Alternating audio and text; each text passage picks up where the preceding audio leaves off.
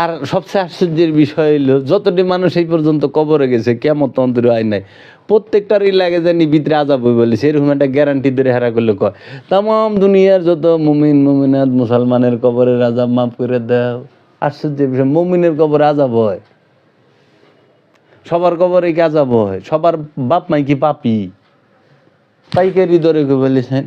আবার কিয়ামত হয় নাই, হাসরের মাঠে ওটা হেগোয়াজি, হেরাই কয় যে কিয়ামত হবে, হাসরের মাঠে উঠুম, পুল সেরাত পার হব, হাসরে মিজানে জামু, মিজানের পাল্লায় উষা নিশা হইলে নেকি বদির, তারপরে যা জান্নাত জাহান্নাম। হাসরে উঠে নাই, মিজানে যায় নাই, পুল সেরাত পার হয় নাই, জবাবদিহি তার মুখোমুখি হয় নাই, কিন্তু মায়ের গুতে করা দুমে চলতেছে। ইমরার মাটি উমরা ছাপা, উমরার মাটি উমরা ছাপা। তা আল্লাহ কি বিচার ছাড়া পিটান শুরু করলো? এটা হইল দুনিয়ার আদালতেই তো বিচার ছাড়া জরিমানা নাই, বিচার ছাড়া কোনো এনে জুলুম যারা করে হেরাও তো একটা মিথ্যা বিচার করে শাস্তি দেয়। তার মতো বিচারই হয় নাই, কিন্তু মারপিট চালু। আমার মাথাই ধরে না। আমি একটা তফসির পড়বার লেছিলাম, সেই তফসিরে দেখলাম যে মহানবী মেরাজ শরীফে যাইতেছে, পঞ্চম আসমান না কয় আসমানের নাম লিখছে, যে ওখান দেখে কি এক ব্যক্তির এক ফেরেশতায় বড় এক কাতুর দেয় এমনভাবে মাথায় ভারী মারতাছে, মগজ ছিটটা মিটটা ওয়ালে লাগতাছে, আবার ভালো হয়ে যেতেছে। তো মহানবীজি গাইতেছে জিব্রাইল রে, হ্যারে রকম পিটাই খেয়ে কি সে কয় কি ইয়া রাসূলুল্লাহ, এত নামাজ কাজা করছে, নামাজ পড়ে নাই। আরে মাত্র মহানবী মেরাজে যাইতেছে, যাইতে সময় দেয় বলে সেই পিটান চালু, না নামাজের শাস্তি। তো হ্যাঁ মেরাজ থেকে নামাজ লয়ে আইব পাঁচ ওয়াক্ত, তারপরে সে মায়ের মুখ দিব।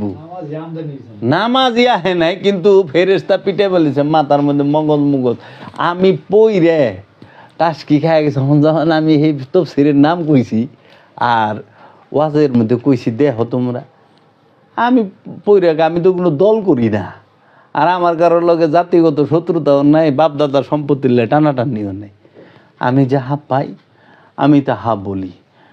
কোরআনে আমি পাইছি আত্মশুদ্ধি এই ইহ জীবনে করতে হবে। এই দেহটা নিয়ে যত কাল বাইচা আছি, এই বাইচা আছি যে কত বছর, হয়তো 20 বছর, 30 বছর, 40 বছর, 60 বছর, 80 বছর, 100 বছর, আত্মশুদ্ধি অবশ্যই করতে হবে, উপায় নাই। আত্মশুদ্ধি করবা, তোমার জন্য পুরস্কার আছে রবের তরফ থেকে। সেই পুরস্কার কি? তোমাকে রব কেতাবের জ্ঞান দিবে, তোমাকে রব তার নিশানির খবর বইলা দিব, তোমাকে তোমার রব তার হিকমত দান করব, তোমাকে তোমার রব বান্দার মধ্যে প্রবেশ করায় দিব, তোমাকে তোমার রব জান্নাতে প্রবেশ করায় দিব। আত্মশুদ্ধিতে কত পুরস্কার রব দিছে।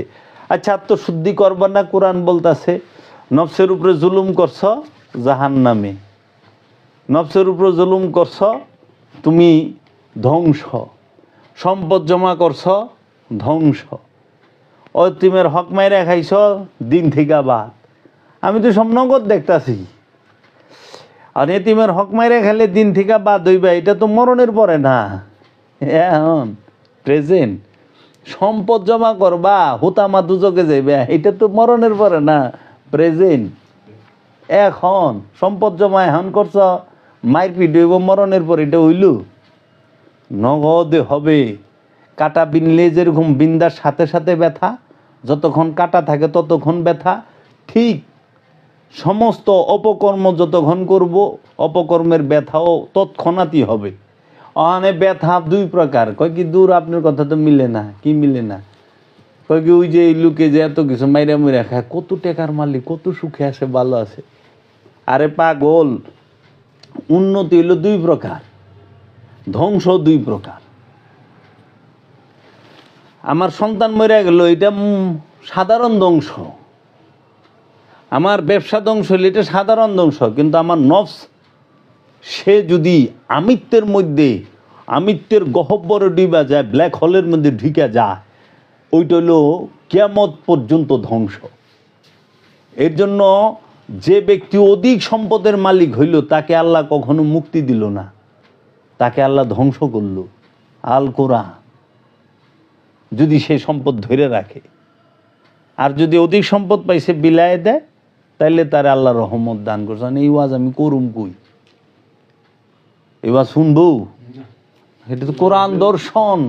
স্যার এখানে যে কথাগুলা বলতেছেন আপনি, প্রত্যেকটা কথার মধ্যেই আমার কাছে একটু লাগতেছে, খটকা লাগতেছে যে আমি ওই এই যে ধরেন আমরা মানুষ মারা যায়, আমরা জানা যায় যাই, তো হুজুর দ্বারা কথা বলার সময় প্রথমে বলে দেখেন এইগুলো আমাদের জন্য শিক্ষা। এখান থেকে আমরা শিখলেন যে যে মারা গেছে তার কাছে সব বন্ধ হয়ে গেল, তার কাছে কোনো কিছু সে নিতে পারলো না। আর এখন তা আপনার দোয়া দিলে হেঁটে যাইব কিন্তু তার কাছে। আমার কথাটা হইতেছে তারপরে ওইটা আপনি আবার দোয়া করতেছে কেন? তার লাগে সে তো গেছে পিছায়, তার কাছে কোনো কিছু পৌঁছাবে না। জি, মানে কথাগুলো কন্ট্রাডিকশন মূলক, তাহলে নিশ্চয়ই এই দোয়া তার করার কথা না, না। তার লাগে এটা প্রযোজ্য না। আর এখানে এই যে কিয়ামত কিংবা কবর, এই বিষয়গুলো আমার একটু